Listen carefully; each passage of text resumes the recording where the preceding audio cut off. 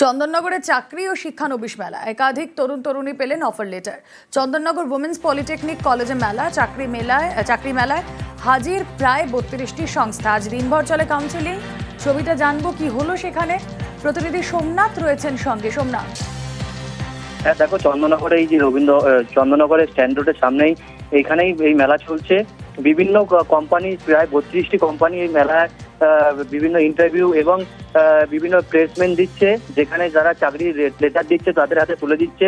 আজকে সকাল থেকেই দেখা গেছে ছেলে মেয়েদের যারা বিভিন্ন কোর্স করছে এবং ওখানেই কোর্স করেছে সেসব ছেলেমেয়েরা, তো যেমন দেখা গেছে অনেকেই আগে চাকরির জন্য তারা এসেছেন, তারা ফর্ম ফিল আপ করছেন এবং চেষ্টা করছে, কথা বলছেন যে কিভাবে তারা এই চাকরির জন্য এগিয়ে যাবে, বা তাদেরকে কিছুজনকে প্লেসমেন্ট তুলেও দিয়েছে, তাদের হাতে লেটার তুলেও দিয়েছেন। কারো ব্যাঙ্গালোরে, কারো দিল্লিতে, এরকম অনেক ছেলেমেয়েরা চাকরি পেয়েছে। বেশ খুব ভালো লাগে। এরকম জব ফেয়ার হলে তো আমাদের কোনো চিন্তাই থাকে না। বর্তমানে যে কোথায় প্লেসমেন্ট দিয়েছে স্যার ব্যাঙ্গালোরে, হন্ডা। যেখানে জব ফেয়ার হচ্ছে ওখানে গিয়ে ইনভলভ হন, কেন এই দিয়ে অনেক ভালো। আপনাদের সব থেকে আগে হবে কি আপনারা এক্সপিরিয়েন্স পাবে, যার দিয়ে আপনার আগে যে জার্নিটা আছে একটু ভালো হবে। এটা আমার জন্য তো ভালো হয়েছে, আমি পেয়েছি টাটা কোম্পানিতে। এবার পুরসভার স্বাস্থ্যকেন্দ্রে দাঁতের চিকিৎসা, এমনই উদ্যোগ নিয়েছে কলকাতা পুরসভা। কাশীপুরের বেসরকারি কলেজের সঙ্গে গাঁটছড়া বাঁধতে চলেছে পুরসভা। এবছরে বিনামূল্যে দাঁতের চিকিৎসা চালুর ভাবনা।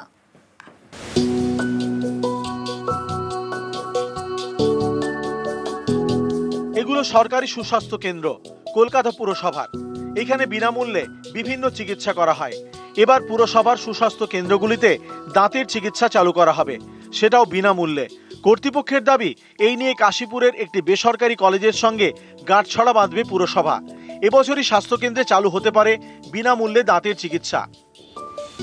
এই যে পুরসভার মূল যে আইন, যে আমরা বিনা পয়সা স্বাস্থ্য পরিষেবা দেব, সেইটার সাথে মেনে নিয়ে ওরা চুক্তিবদ্ধ হয়ে ডেন্টাল স্ক্রিনিং করবে আমাদের স্বাস্থ্যকেন্দ্রগুলোতে। এখন 10টা শুরু হচ্ছে, আপাতত পরে আস্তে আস্তে শুরু হবে।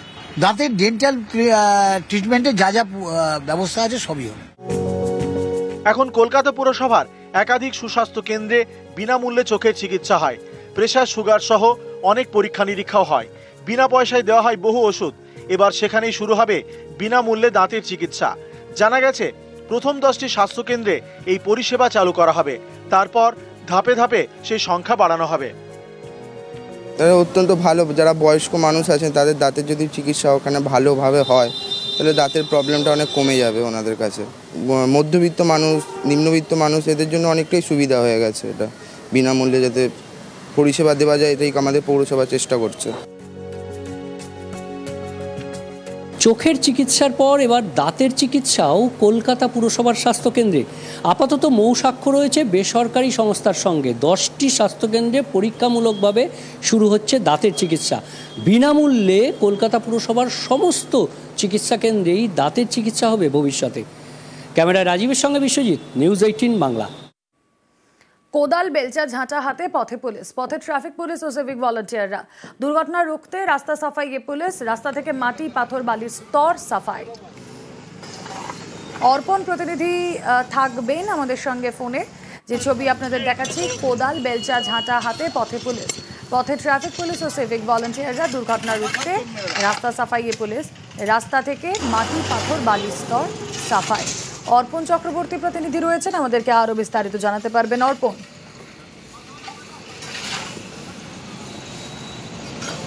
তো একজনের কোনো পড়ে গেলে বা কোনো হাত পা ভেঙে গেলে নিজেদেরই ক্ষতি।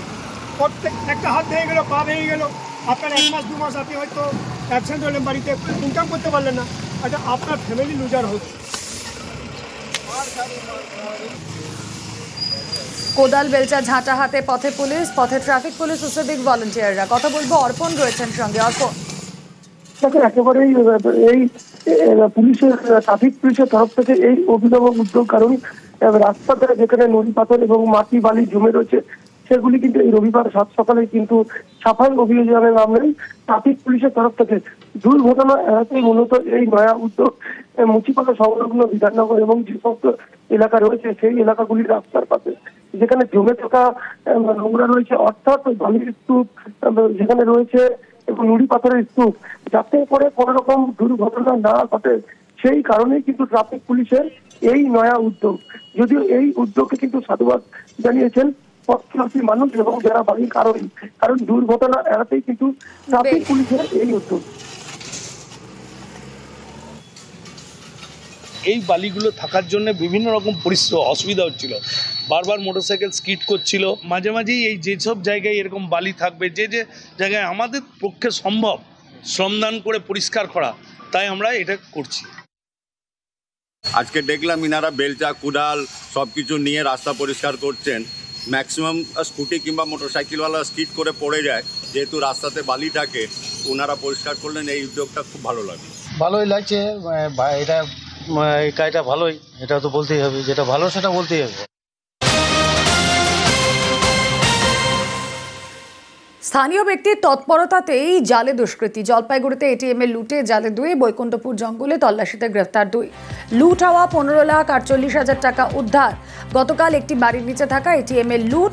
কথা বলবো, আপডেট নেব, আমাদের প্রতিনিধি শান্তনু রয়েছেন সঙ্গে। শান্তনু, দেখো, গতকাল কিন্তু দিনভরই অভিযান চলে বৈকুণ্ঠপুর জঙ্গলের বিভিন্ন প্রান্তে, কিন্তু বন দপ্তরকে সঙ্গে নিয়ে শিলিগুড়ি পুলিশ এবং জলপাইগুড়ি পুলিশ যৌথ অভিযান চালায়। দেখা যায় যে ভোরের দিকে স্থানীয় বাসিন্দারা কিন্তু খবর দেয় যে নিপিয়ানিয়া বস্তি সংলগ্ন এলাকায় দুজনকে দেখা গেছে। কারণ স্থানীয়দের সাহায্য নিয়েছিল সকাল থেকে পুলিশ, তাদেরকে বিভিন্ন এলাকায় সোর্স হিসাবে কাজে লাগাচ্ছিল এবং তাদের সূত্র ধরেই কিন্তু পুলিশ নিপিয়ানিয়া বস্তি সংলগ্ন সরস্বতীপুর জঙ্গল এলাকা থেকে কিন্তু 2জন দুষ্কৃতীকে গ্রেপ্তার করে, যার মধ্যে একজন কিন্তু হরিয়ানার বাসিন্দা, আরেকজন বিহারের বাসিন্দা। এই 2জনকে গ্রেপ্তারের পর পুলিশ যেটা মনে করছে যে আরো বাকি যে 3জন রয়েছে তারা বৈকুণ্ঠপুর জঙ্গলেরই মধ্যে কোনো একটা এলাকায় লুকিয়ে থাকতে পারে। সেই কারণে গোটা জঙ্গল ঘুরে কিন্তু এখনো পর্যন্ত সার্চ অপারেশন চালিয়ে যাচ্ছে পুলিশ। পাশাপাশি যাদের 2জনকে গ্রেপ্তার করেছে পুলিশ, তাদের 2জনকে কিন্তু শামসের খান এবং আশরফ খান 2জনকেই জলপাইগুড়ি আদালতে আপাতত নিয়ে আসা হয়েছে। সেখানে 14 দিনের রিমান্ড চেয়েছে পুলিশ, কারণ বাকিদের খোঁজে তল্লাশি এবং এদের সম্পর্কিত আরো কিছু তথ্য জানার জন্যই কিন্তু পুলিশ মূলত এদেরকে 14 দিনের রিমান্ডের আবেদন জানিয়েছে। কিছুক্ষণের মধ্যে এদেরকে আদালতে তোলা হবে এবং তারপর বিচারক গোটা বিষয়টি বিবেচনা করবেন।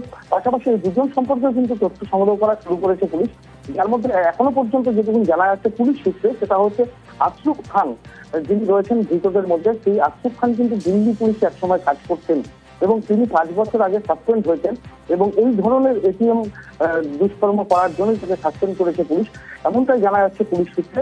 এবং এই ধৃতদেরকে হেফাজতে নেওয়ার পর আরো কিছু তথ্য জানা যাচ্ছে। একসময় দিল্লি পুলিশে যে ব্যক্তি কাজ করতেন তিনি এখন এটিএম লুট করছেন, তিনি একা না তার সঙ্গে একটা চক্র কাজ করছে? দেখো, এখনো পর্যন্ত পুলিশ সূত্রে যেটা খবর যে গোটা 5 জনের একটি টিম কিন্তু এই বোলবাড়ি এটিএম ডাকাতির ঘটনায় কিন্তু যুক্ত, যাদের মধ্যে আশরফ খান ছিল নেতৃত্বে। কারণ এর আগে ইসলামপুর একটি ডাকাতির ঘটনা অর্থাৎ এটিএম লুটের ঘটনা কিন্তু এর নাম জড়িয়েছিল, এর আগে গ্রেপ্তারও হয়েছিল। পাশাপাশি আরো একটি জায়গায় এই এটিএম লুটের ঘটনায় এর নাম জড়িয়েছে। সব মিলিয়ে পুলিশ এখন তথ্য তল্লাশের মধ্যে লেগে রয়েছে, এদের সম্পর্কে বিস্তারিত তথ্য জানার চেষ্টা করছে, বাকি পলাতক দুষ্কৃতীকে চিহ্নিত করার চেষ্টা করছে এবং দ্রুত যাতে সকলকে হেফাজতে। এই আশরফ খান কোথাকার বাসিন্দা শান্তনু? দেখো, এখনো পর্যন্ত পুলিশের যেটা জানা গেছে যে এই আশরফ খান সম্পর্কে পুলিশের তরফ থেকে যে সব দেওয়া হচ্ছে বিস্তারিত তথ্য, এই আশরফ খান কিন্তু তিনি হচ্ছেন হরিয়ানার বাসিন্দা এবং তিনি দিল্লি পুলিশে কাজ করতেন বলে এখনো পর্যন্ত পুলিশ যেটা জানতে পেরেছে। এই কতটা সত্যি সে সম্পর্কেও যাচাই করা হচ্ছে এবং পুলিশ সূত্রে যেটা খবর এই সম্পর্কে জানতে গিয়ে তারা জানতে পেরেছে যে 5 বছর আগে সে দিল্লি পুলিশে কনস্টেবল পদে যুক্ত ছিল এবং এটিএম ডাকাতির কোনো একটি ঘটনা বা কোনো একটি অভিযোগকে কেন্দ্র করে তাকে সাসপেন্ড করা হয়। মানে যখন তিনি কর্মরত অবস্থায় ছিলেন পুলিশে তখনও এই ধরনের কোনো ঘটনা ঘটিয়েছিলেন? তিনি কর্মরত অবস্থায় কোনো একটি দুষ্কর্মের সঙ্গে জড়িয়ে পড়েছিলেন বলে তার বিরুদ্ধে তদন্ত শুরু হয় এবং তাকে কাজ থেকে বহিষ্কার করা হয়, এমনটা কিন্তু পুলিশ এখনো পর্যন্ত যেটা জানতে পেরেছে। এবং এদের সম্পর্কে এই যে চক্রটা কাজ করছে, এদের আশরফের নেতৃত্বে গোটা চক্র কাজ করছিল বলে পুলিশ জানতে পেরেছে এবং গোটা ঘটনার কিন্তু তদন্ত শুরু হয়েছে, তদন্ত প্রক্রিয়ার মধ্যে রাখা হচ্ছে এবং ধৃত 2জনকে জিজ্ঞাসাবাদ করা হচ্ছে। এদের অতীতে কি কি ঘটনাগুলো রয়েছে, এরা কোথায় কোথায় যুক্ত রয়েছে, কে কি কাজের সঙ্গে যুক্ত, সমস্ত তথ্যই কিন্তু পুলিশ জানার চেষ্টা করছে। সব মিলিয়ে যেটুকুন তথ্য পাওয়া গেছে তাতে একজন পুলিশে কর্তব্যরত কর্মী যিনি এটিএম ডাকাতির ঘটনায় বেশ তাদেরকে জিজ্ঞাসাবাদে কি তথ্য উঠে আসে এটাই এখন মেইন ফোকাস পুলিশের। লুট হওয়া 15,48,000 টাকা ইতিমধ্যেই উদ্ধার এবং গতকাল একটি বাড়ির নিচে থাকা এটিএম এর লুট হয়। স্থানীয় ব্যক্তি টের পেয়ে পুলিশে খবর দেন, ময়নাগুড়ি থানার পুলিশ দুষ্কৃতীদের ধাওয়া করে, রাতে বৈকুণ্ঠপুরের জঙ্গল থেকে গাড়ি আটক করে আরও 3 দুষ্কৃতীর খোঁজে পুলিশ এই মুহূর্তে।